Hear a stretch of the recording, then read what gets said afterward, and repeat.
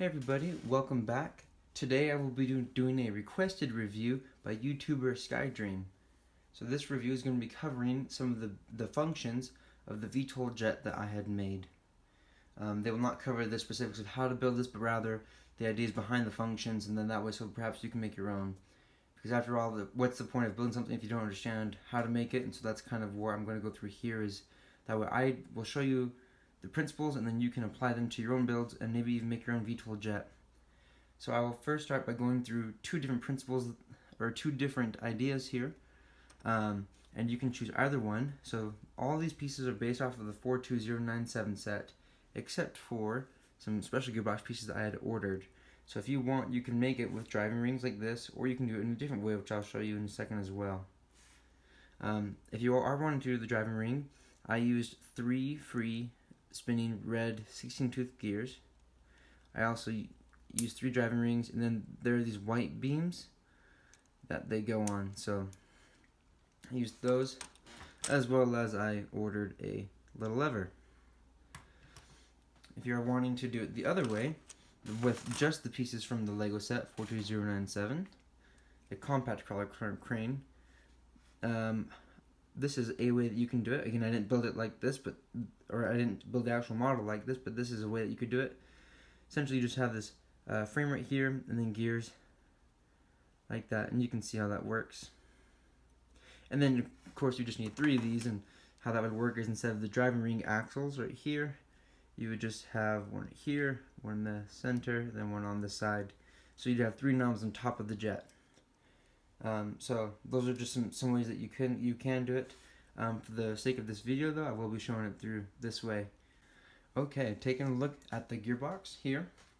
So if you do choose the this driving ring area, or the driving ring way where you order these parts, unless you do have them in your collection, the basics of this is that these are able to be rotated.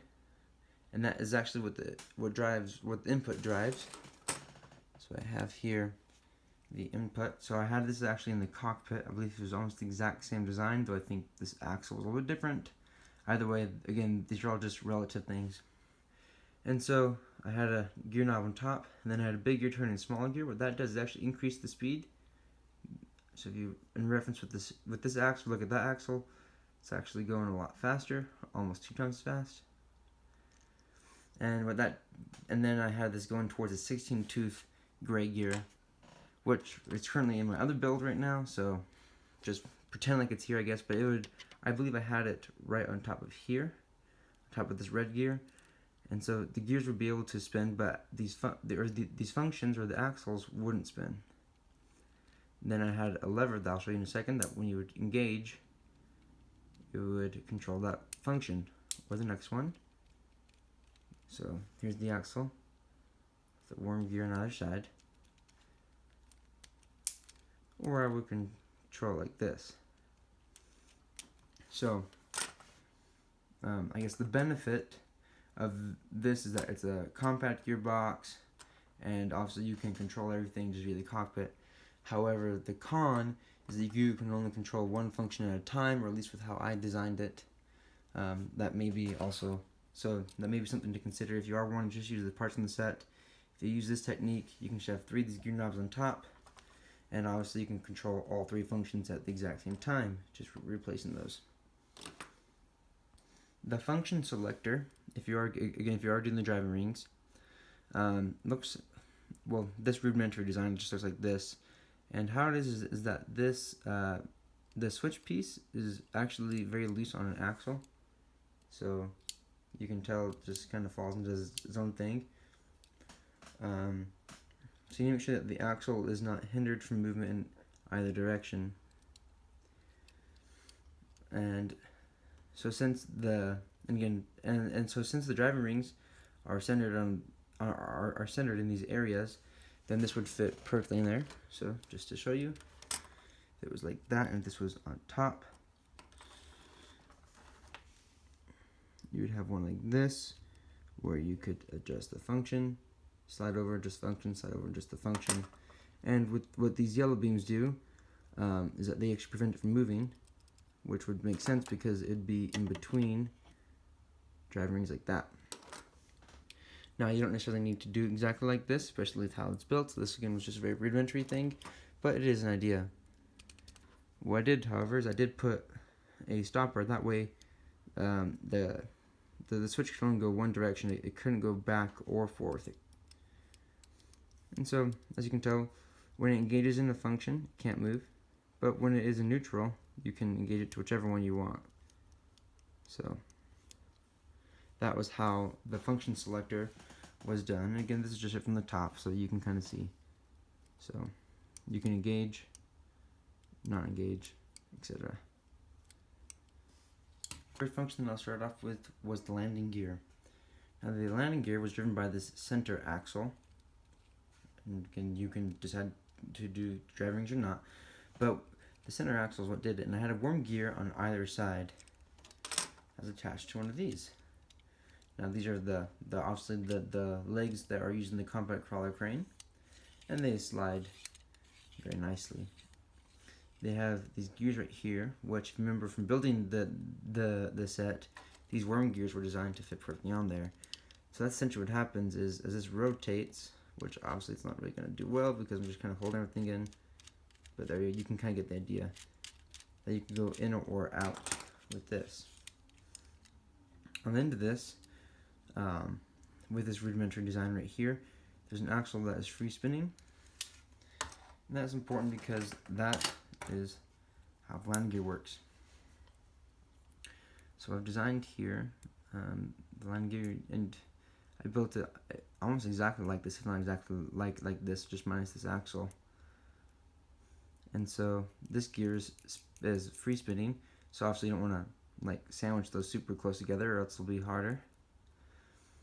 And right here, and this yellow axle right here is what this rotates about.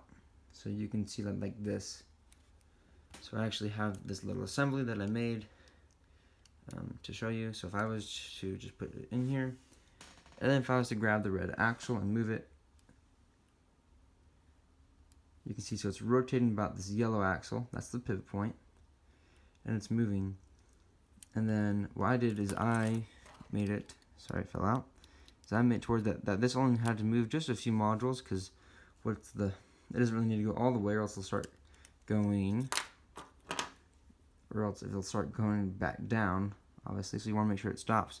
So I believe this is about 4 modules, I think, is the movement allowance. So 1, 2, 3, and 4. Yep. So that's how I did it for both landing gears.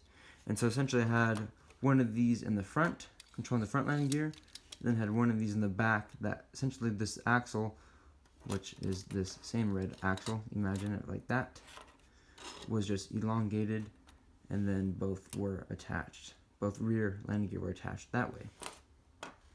The next 2 functions that I want to show you, which are the last ones, are the vertical takeoff or landing assembly, as well as the variable wing assembly. So I'll set that assembly off to the side. So I'll start with the VTOL. So it's essentially a fairly basic design. Is this 10 gear turns right here. You can tell that these are connected. So if you do want to pause it, you're more than welcome to, and you can see how this is built in its own. I guess just by pausing it, but it's fairly straightforward. You need to make sure that this gear and this gear are on opposite sides, otherwise they will rotate in the opposite way. So currently now they're joined. A con with this design, though, if you look, this gear on the side that's driving moves first, and it's just because there's a little bit of play between each gear, or between the teeth. And then I just used some wheels pieces here for the engine. And then this axle connects to this one, while this axle connects to that one on the opposite side. Right, so this is half of it, the other half would be connected to that one or this one. And this was operated using worm gears as well. So bringing this back in, I essentially had this same type of assembly right here on this side. Now the reason why I have these 8-tooth gears here is because for me, I actually had this kitty corner, this axle. So I had 8-tooth gear here, one here, and then one just below. However, you could also just keep it in the same axial, or on the same axes. It's just a personal preference for you. But with this, what you can do is essentially have the tan gear like this. So then as this axle would spin, it would cause this gear to go either way. And worm gears are nice because a worm gear cannot be driven backwards, it can only drive. So, meaning that you wouldn't feel the resistance here in the weight, which obviously the weight is very minimal. It's just like, what, 4 parts on either side.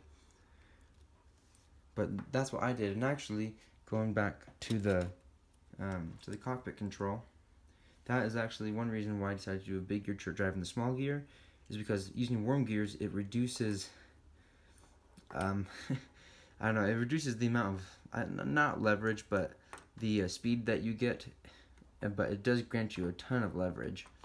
And so that's what I wanted to do here, was I wanted to increase the speed towards the gearbox, and then that way I could rotate this even faster. So if you look at the video of the VTOL, you'll see that it's a little bit faster than how it would be if it's just a 1-to-1 gearing ratio. Okay, bringing this back in here. So this is, and setting that aside, this is the function for the wings, the variable wings. Now these are designed, in real life, the variable wings are designed to either give more lift or to reduce drag. So for example, if downward is the nose of the plane, if you're flying slow, then these would be rotated out, giving the most amount of lift. However, if you were to go supersonic and even faster, then they would sweep back, which would reduce the amount of drag. Of course, they also reduce the amount of lift, but you're going so fast that it really doesn't matter too much. So how it is the exact same type of principle. I have a tan gear that gets moved. Okay, and I have a black 12-tooth gear that fits perfectly on a 90-degree interface with the small turntables, which I believe have 28 teeth. I could be wrong, maybe it's 24. Either way, but so it fits perfectly in there. You can tell. And that's how that was done. Again, because of all the weight and resistance, I also just bring this wing forward. You can tell that just follows with gravity. And so having this gear connected to worm gear again was very helpful because, again, the worm gear cannot be driven; it can only drive. So bringing this back, I believe it was just flipped on the other axial. And again, I tried to do the little kitty corner thing for the 8-tooth gears. You don't need to do that, but that's what I did. And then this axle just went to either turntable, and again just controlled it like that. Alright guys, thank you so much for watching. Please leave a like and subscribe. It really helps me out. Definitely give me comments as far as builds that you do want me to showcase, or if you'd like something like this where I show you some of the functions. Again, my goal in all my Technic videos is not so much to show you exactly how to build something, but rather to give you the ideas to build something yourself. Because to me, understanding principles is the foundation. If you don't understand the principles, then what are you really doing, right? So again, thank you for watching that, and I'll talk to you guys soon. Thanks, bye.